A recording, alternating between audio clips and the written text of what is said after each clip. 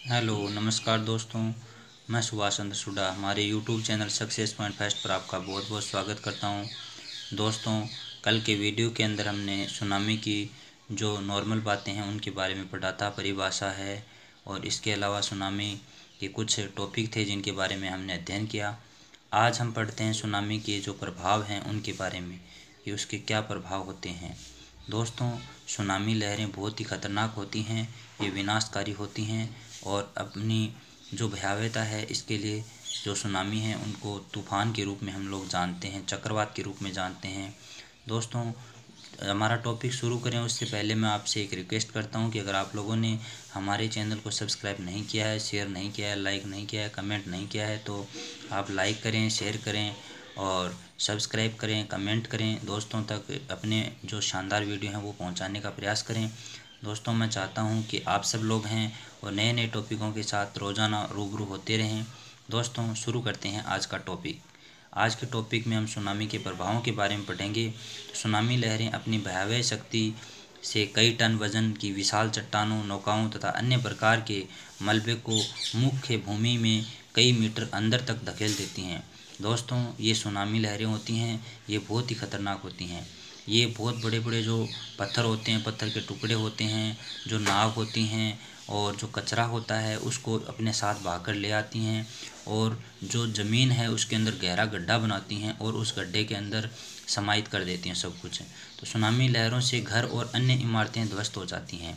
Tsunami जब वे किसी भी भाग में आती हैं तो वहाँ पर बड़ी बड़ी लहरें उठती हैं और जो किनारे पर जो भी उसके सामने आता है उसको वो नष्ट कर देती हैं। तीसरी बात है, तैर रही सामग्री पानी में ज़बरदस्त शक्ति के साथ बहने लगती है।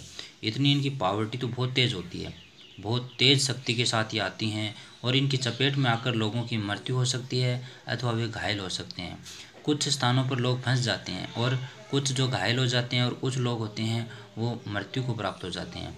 दोस्तों, इस प्रकार का नज़ारा है वो सुनामी आने पे देखने को सामान्यतः मिलता है। जिस प्रकार से अभी थोड़े दिनों पहले ही पश्चिम बंगाल में उड़ीसा के अंदर तूफ़ान आया था, उसमें ऐसे नज़ारे देखने को मिले थे।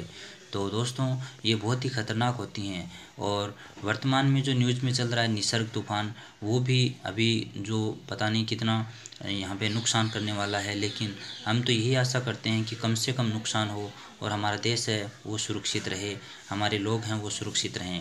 दोस्तों, ये सुनामी बहुत ही ख़तरनाक होती हैं। अब हम करते हैं आगे की बात। तो सुनामियों का पता लगाना, सुनामियों का पता कैसे लगता है?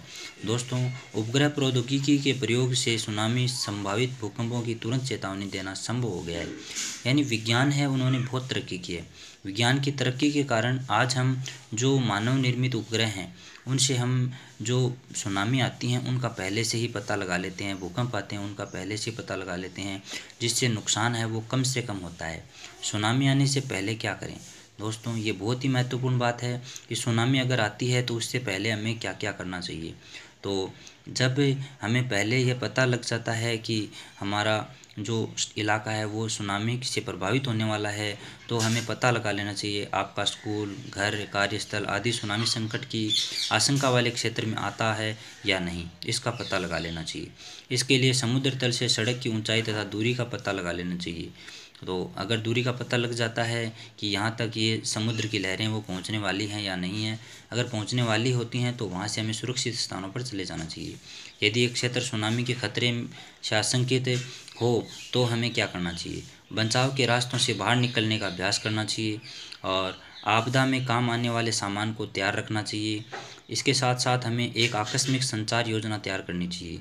दोस्तों, बहुत ही शानदार बातें हैं तीनों का हमें पालन करना चाहिए। सुनामी के खतरे की आशंका होने पर हमें क्या करना चाहिए? तो दोस्तों, तटरेखा से कई 100 फुट दूरी तक मकान न बनवाएं। यानी जो समुद्र के जो किनारा होता है, तटरेखा समुद्र के किनारे को ही कहते हैं, उस किनारे पे कोई भी मकान हमें नहीं बनाना चाहिए। दूसरी बात है, सुनामी की स्थिति में घर में लाई जाने वाली वस्तुओं की सूची बनाएं कि हमें कौन कौन से जो सामान हैं वो सुनामी के समय और सुनामी के तुरंत बाद हमें आवश्यकता पड़ने वाली है। दोस्तों, ये जो जानकारियां हैं वो Subhash Chandra success point first पर आपको दी जा रही हैं। दोस्तों, आगे हम देखते हैं कि तट पर घरों को ऊंचे स्थानों पर बनवाएं, घर को सुनामी रोधक बनाने के उपाय करें, खबरों के लिए स्थानीय रेडियो व दूरदर्शन केंद्रों का उपयोग करें। दोस्तों साथ ही साथ सुनामी के दौरान क्या करें? तो सुनामी के दौरान सुनामी की चेतावनी घर के सभी सदस्यों को दें तथा आशंका वाले मकानों को खाली करके सुरक्षित स्थान पर चले जाएं। दूसरी बात है अपना आपदा सामग्री किट साथ लें, पालतू जानवरों को भी साथ ले जाएं। समुद्र से मिलने वाली नदियां और जल धाराओं से दूर रहें। ऊंची बहुमंजिला तथा मजबूत कंक्रीट इमारतों की ऊपरी मंजिलों का उपयोग करें। सुनामी की चेतावनी मिलने पर निचले तटीय इलाकों में नहीं जाएं। स्थानीय रेडियो अथवा टेलीविज़न से संकट के बारे में ताज़ा सूचना लेते रहें। तो दोस्तों ये थी आज की महत्वपूर्ण टॉपिक की जानकारी। आपको कैसी लगी? अच्छी लगी तो लाइक करें, शेयर करें, सब्सक्राइब करें। जय हिंद दोस्तों, जय मां सरस्वती।